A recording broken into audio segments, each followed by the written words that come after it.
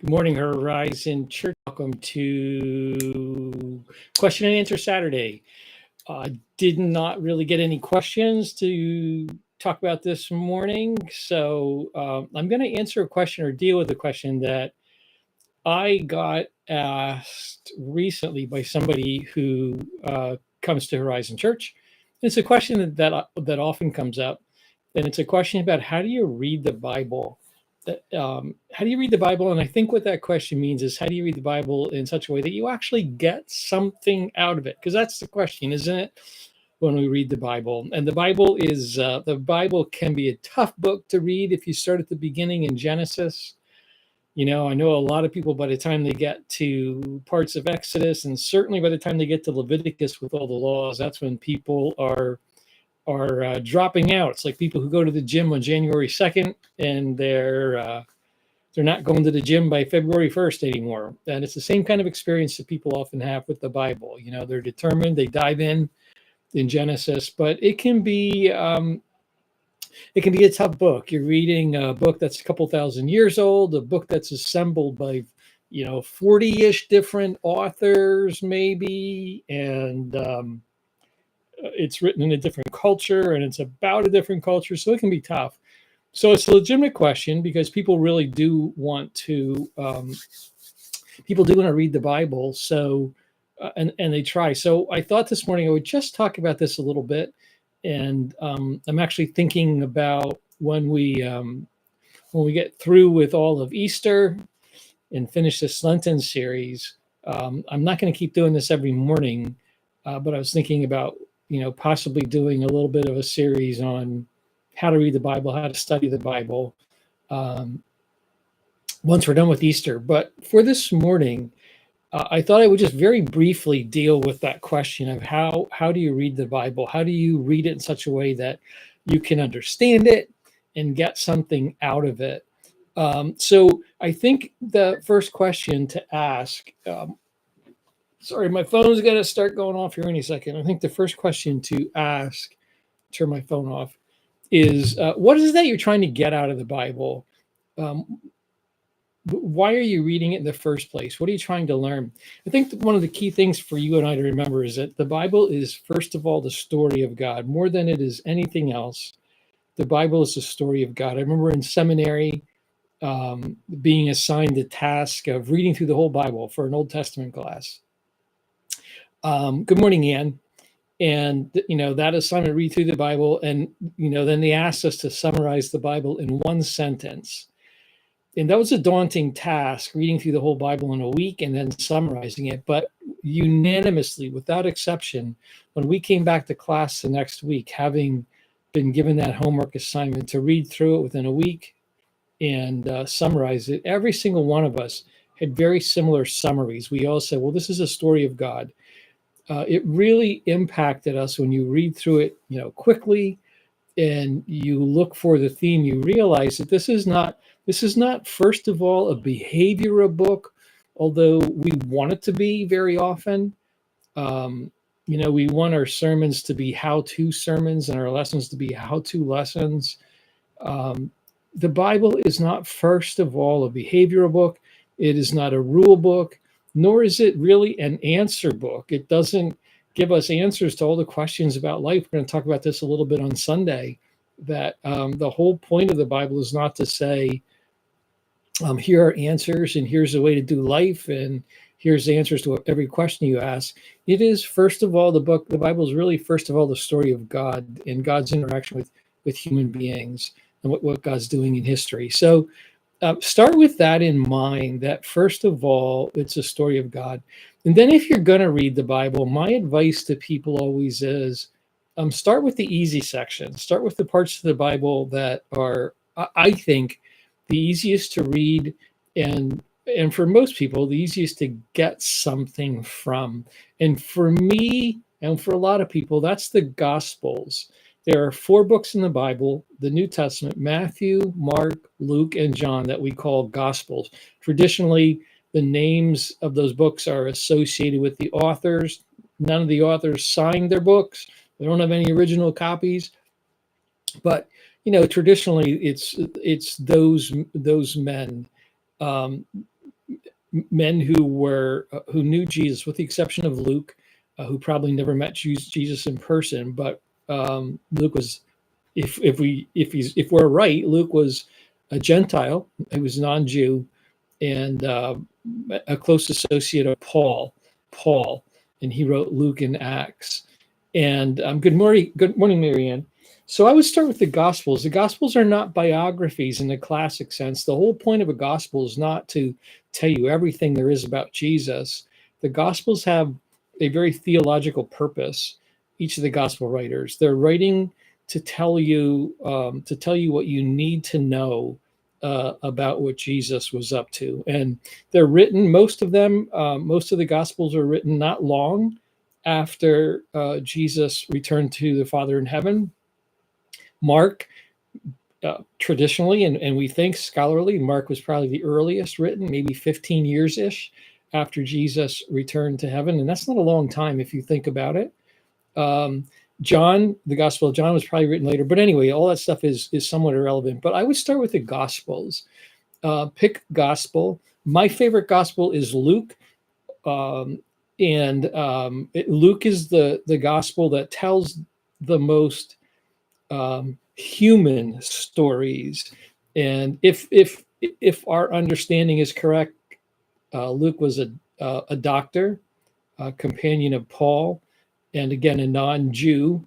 And his gospel seems to be the most, I would call it, compassionate.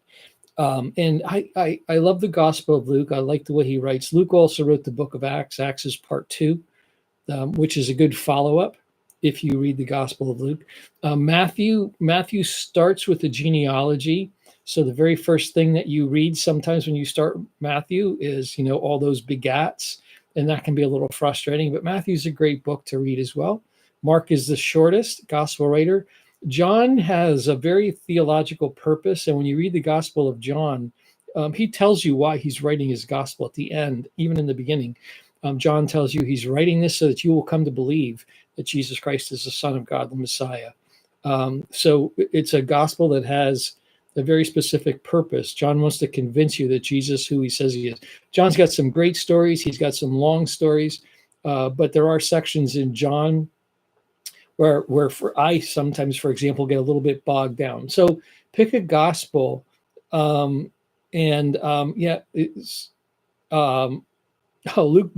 Luke Smith and other Lukes that we know. So pick a gospel, and start reading. And people ask me, this is the biggest, I'm tempted to call it a secret. It's not a secret. Here's the biggest hint for when you read the Bible. Slow down. Slow down. When people ask me, for example, how do you get so much out of the Bible when you read it? The difference between me and you when we read the Bible is that I'm studying it.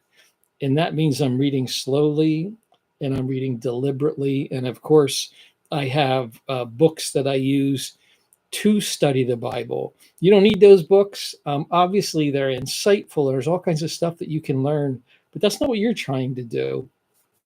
But the biggest thing that you can do is just slow down.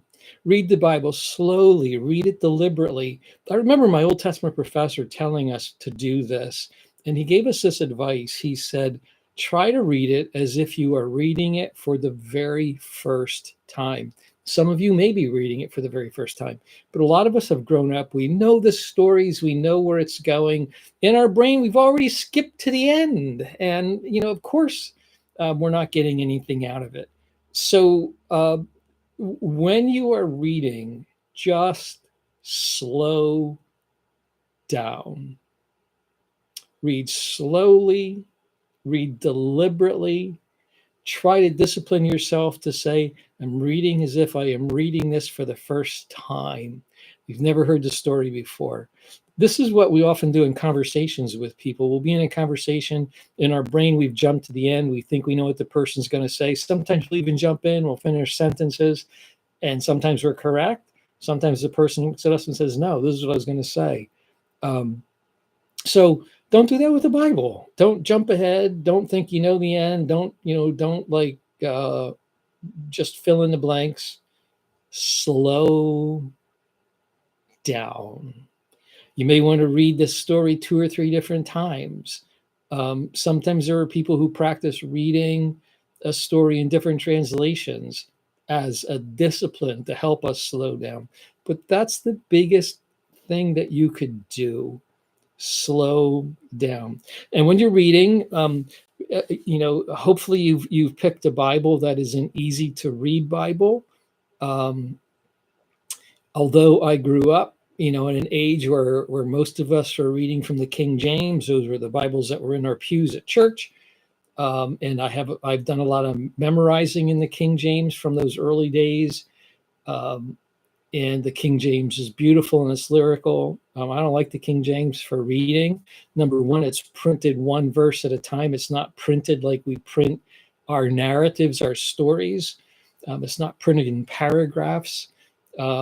So you lose a lot of the continuity when you read the King James. So I don't like it. Plus, we just know so much more since when the King James was translated and published. That's why they came out with the New King James. So pick a Bible. It's easy to read. I use the New Living Translation, the NLT. That's the one that's in the seats.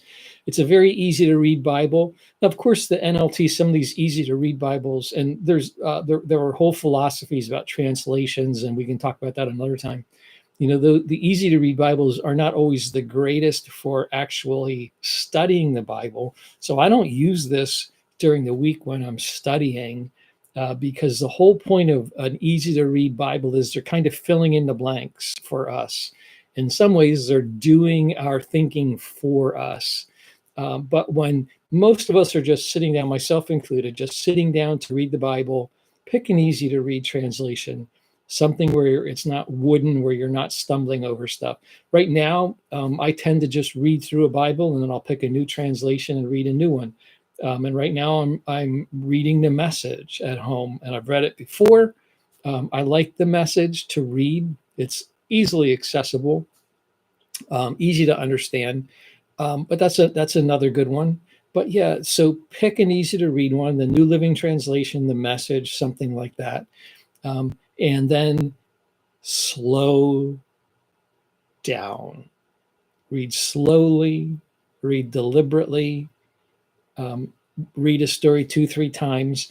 And then another thing that you can do when you're reading the Gospels, and let me show you what I mean here real quickly. Because there are 4 Gospels, Matthew, Mark, Luke, and John, there are a lot of stories that get repeated, that are parallel. They're called parallel stories. But each of the gospel writers tells them with their own flavor, their own personality. So sometimes when you're reading, let's see if I can show you this. I don't know if this is going to work, but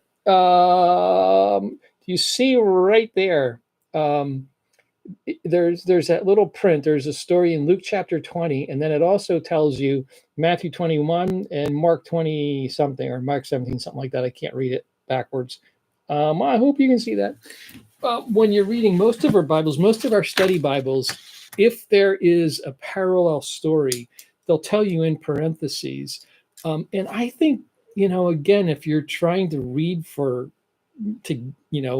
clarity and to gain something, it's really helpful sometimes to, you notice those little parentheses, go read the parallel story. And often the other gospel writer has a sentence or so that may not be included in this story. He may say things differently. And those parallel stories are fun. It gives you insight. And again, when you read those, slow down and ask yourself, what's the difference? Why these differences? And then when you finish, ask yourself the question, and this is key. Ask yourself the question, okay, so if this is true, what does this tell me about God? Question, okay, so if this is true, what does this tell me about God? What does this tell me about Jesus? If you don't, if you read a story and you ask that question, what does this tell me about God? What does it tell me about Jesus? If you don't have an answer, that's okay. Again, the Bible isn't trying to tell you behavioral rules. It's not trying to answer all your questions about life. And rather than, the Bible being a book of behavioral rules, sometimes the Bible's just giving us something to know, something to believe. I'll give you an example in just a minute. We'll look at the story I was just holding up from Luke chapter 20. Sometimes, if you're honest, and you really need to be honest, sometimes the Bible's going to tell you something that makes you a little bit uncomfortable, because it will raise questions about, like, wow, why is God behaving this way? Why is Jesus behaving this way? And often in my life, some of those things have formed I call them splinters in my brain. It's there, it doesn't go away. Sometimes years later, I'll be reading something in the Bible, or I'll learn something, and it'll take me back, and I'll have these aha moments. So that happens. And don't be afraid of that. Do not be intimidated by the I don't know, or the boy, that really troubles me. Why is God doing this? Why is God behaving that way? Don't be afraid of that, but ask that question when you're done reading a story, reading slowly. Ask that question: what does this tell me about God?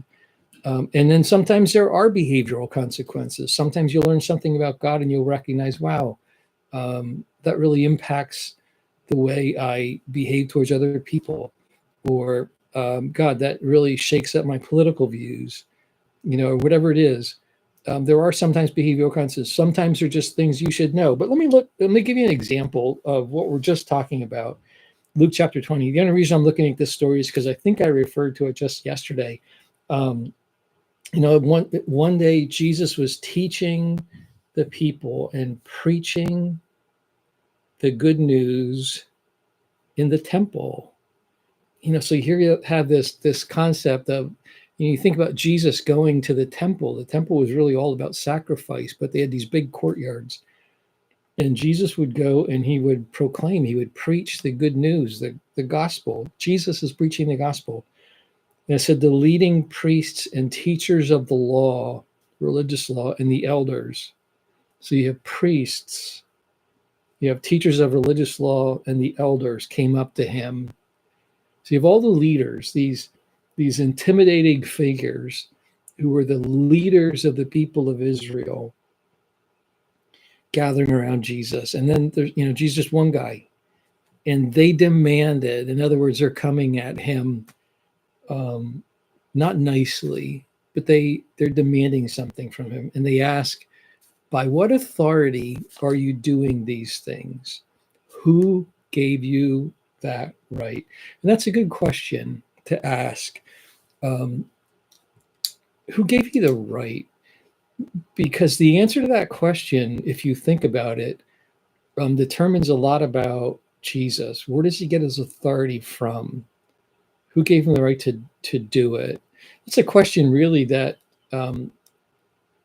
you ask about anybody. If you think about it, anybody who's telling you to do something, anybody who's telling you that there's a right and a wrong, anybody that's telling you the way the world works, that's a good question. And so they ask that because they want to know. I mean, they want to know. Jesus is really turning things upside down. He's unsettling things.